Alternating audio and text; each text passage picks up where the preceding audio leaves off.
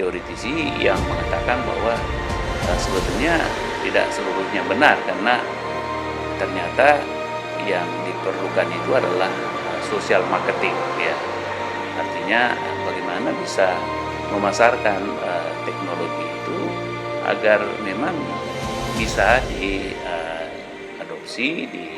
dibeli oleh masyarakat yang sedang berkembang. Hingga sana Ratu Balkis. Ternyata dia mengatakan ana atika bihi qabla antakuma mimma qami. Itu kata Ifrit, saya akan pindahkan singgasana Ratu Balkis sebelum engkau berdiri dari tempat dudukmu. Sulaiman melihat bahwa ini sudah terlambat kalau masih harus ukurannya kapan berdiri dari tempat duduk. Dia mau lebih cepat karena kenapa? Ratu Balkis sudah on the way.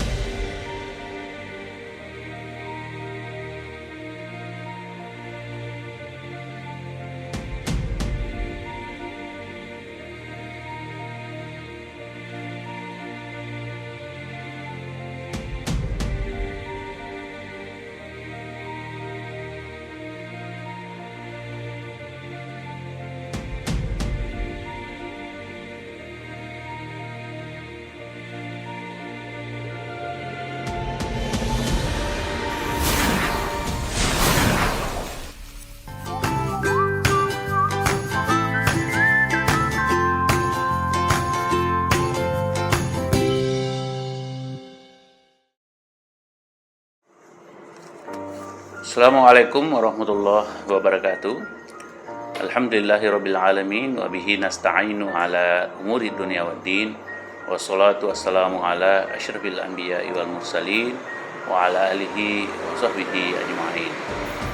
Para pemirsa, para penonton, para pendengar dimanapun berada, kita lanjutkan perbincangan kita tentang komunikasi Islam, yaitu Islamic Communication, yang merupakan integrasi antara ilmu komunikasi umum dengan ilmu komunikasi Islam yang biasa disebut dengan dakwah. Inilah yang coba kita jadikan sebagai konten YouTube.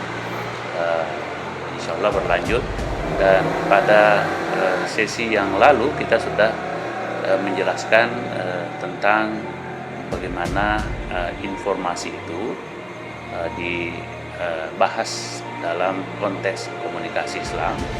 Begitu juga tentang change atau perubahan sosial atau social change.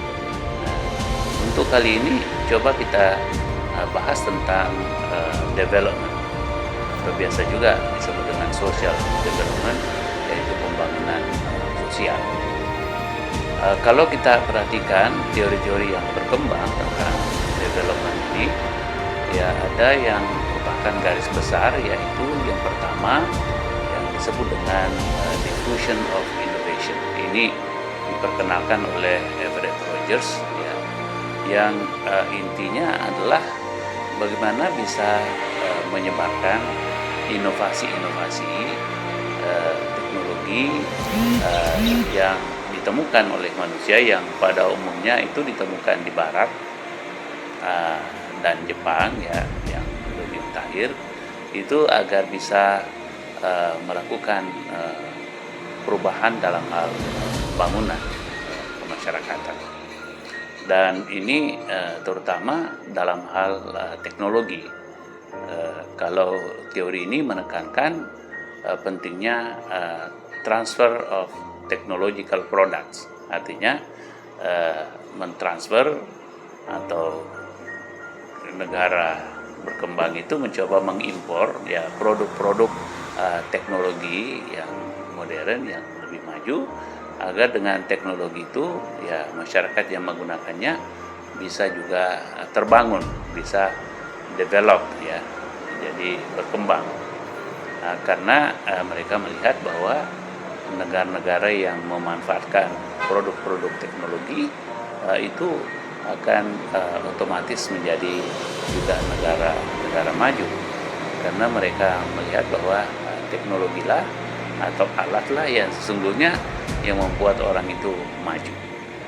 Kemudian diprotes atau dikritisi oleh teoritisi yang mengatakan bahwa sebetulnya tidak seluruhnya benar, karena ternyata yang diperlukan itu adalah social marketing, ya.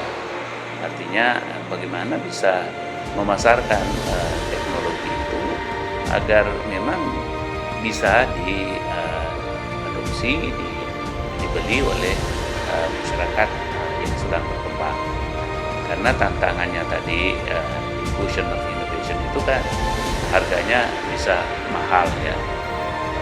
Sehingga bagaimana caranya agar bisa lebih murah, affordable, terjangkau, dibuatlah teknologi itu menjadi teknologi yang lebih kecil, lebih ramping, lebih mudah diakses, dan tentu lebih mudah juga terjangkau oleh daya beli masyarakat.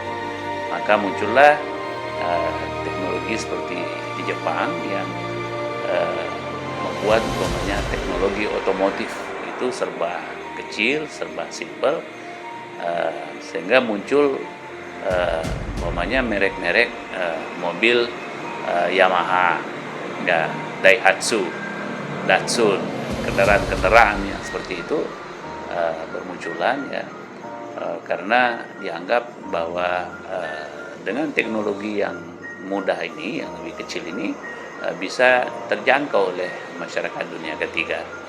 Makanya jangan heran, ya, produk-produk Jepang ini mulai tahun 70-an, ya, 80-an, itu tersebar di seluruh Asia, ya.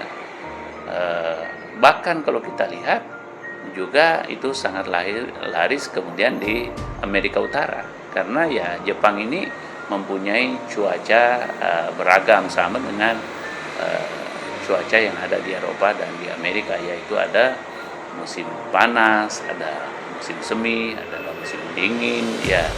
Sehingga untuk melakukan eksperimen-eksperimen teknologi otomotif itu bisa sangat mudah mereka lakukan, sehingga produk-produk teknologi otomotif mereka itu bisa digunakan juga atau dibeli juga oleh orang Amerika, orang Eropa, ya. Sehingga kendaraan-kendaraan atau produk-produk teknologi otomotif orang Jepang ya cukup bersaing dengan teknologi produk kendaraan di Amerika dan di Eropa. Bahkan kalau kita lihat itu di parking lot atau tempat-tempat parkiran, pokoknya kalau ada mall, ya, itu penuh dengan mobil-mobil Jepang, ya. Tadi itu tersebar di lapangan parkir itu. Nah, ini kemudian Jepang menjadi negara yang sangat sukses, menjadi negara dalam hal ekonomi yang sangat kompetitif dengan perkembangan ekonomi yang ada di Eropa dan di Amerika.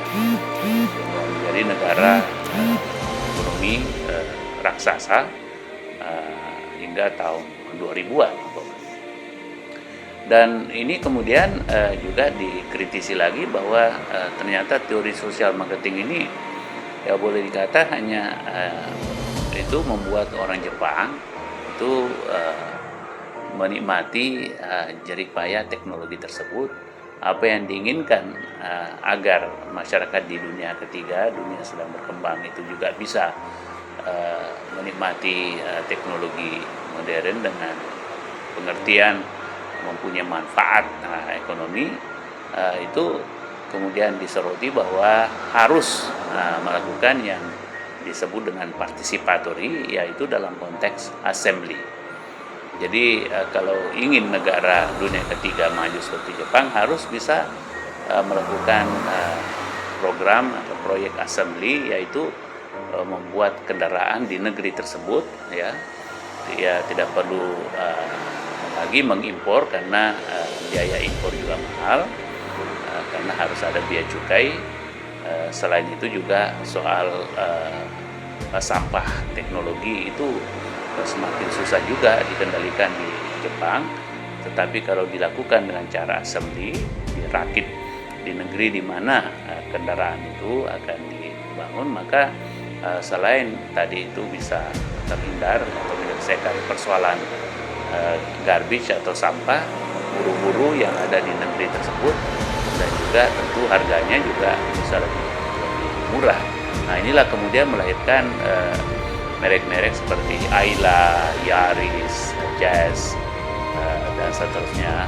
Itu semua sehingga juga di mana-mana di Indonesia umpamanya, di Malaysia, Filipina, Thailand, ya, India, Bangladesh, kita melihat produk-produk itu Jepang yang kemudian mempunyai merek-merek yang sifatnya memang dibangun, dirakit di negeri tersebut.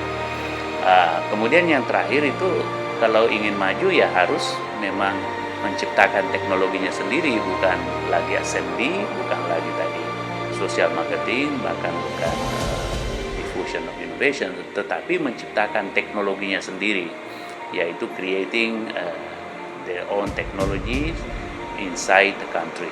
Jadi ini memang kalau mau maju harus berlandaskan pada perkembangan teknologi dan dibangun dari dalam oleh masyarakat bangsa itu sendiri, sehingga keuntungan-keuntungannya juga dimanfaatkan secara internal. Kalau kita lihat bagaimana komunikasi Islam melihat perdebatan ini, ternyata kita bisa melihat dalam surat An-Naml umpamanya ayat 39 dan 40, ketika Sulaiman mengajak Ifrit, ya, jin yang terhebat untuk memindahkan singgasana Ratu Balkis. Ternyata dia mengatakan ana atika bihi qabla antakuma mimma qami. Itu kata Ifrit, saya akan pindahkan singgasana Ratu Balkis sebelum engkau berdiri dari tempat dudukmu. Sulaiman melihat bahwa ini sudah terlambat kalau masih harus ukurannya kapan berdiri dari tempat duduk. Dia mau lebih cepat karena kenapa? Ratu Balkis sudah on the way. Kita harus Islamkan Ratu Balkis ini dengan teknologi yang lebih canggih dari apa yang dia miliki, dengan cara tadi mengadopsi teknologi atau produk teknologi yang dimiliki oleh Ratu Balkis. Kemudian ternyata qala indahu ilmun minal kitab ana atika bihi qabla ayyartadda ilaika tarfu. Saya akan mendatangkan singgasana Ratu Balkis sebelum matamu berkedip, ya. Jadi lebih cepat sebetulnya dari kedipan mata. Dan ketika Sulaiman mengatakan oke, akan saya datangkan, ya, silahkan datangkan, maka seketika itu juga muncul di depan Sulaiman. Kemudian Sulaiman mengatakan nakirulaha arsyaha, modifikasi segera singgasana tersebut, sehingga dengan cepat sekali melakukan modifikasi, sehingga ketika Ratu Balkis datang, ditanyalah dia, hakada arsyuk, apakah ini singgasanamu? Lalu dia mengatakan ka'annahu huwa, seolah-olah itu singgasana saya. Tapi ya kalau seolah-olah berarti kan sudah berbeda. Nah, ini artinya apa? Kita harus memang mampu mengadopsi teknologi itu secermat mungkin dan bisa dikembangkan lebih hebat lagi daripada aslinya. Inilah seharusnya menurut komunikasi Islam dalam hal tadi development, ya harus bisa mengadopsi teknologi-teknologi yang berkembang di luar, kemudian sesuai dengan kondisi kita dan dimodifikasi, diubah sedemikian rupa agar bisa layak digunakan secara internal, sehingga bangsa itu bisa setara dengan bangsa-bangsa lain dalam hal pemanfaatan, penciptaan dan pemanfaatan teknologi, termasuk tentu ya teknologi kendaraan dan teknologi-teknologi rumah tangga, industri lainnya. Demikian kawan-kawan semuanya, mudah-mudahan bermanfaat sehingga kita bisa menjadi negara besar, negara yang setara, kompetitif dengan bangsa-bangsa lain di luar. Demikian, wabillahi taufik wal hidayah. Wassalamualaikum warahmatullahi wabarakatuh.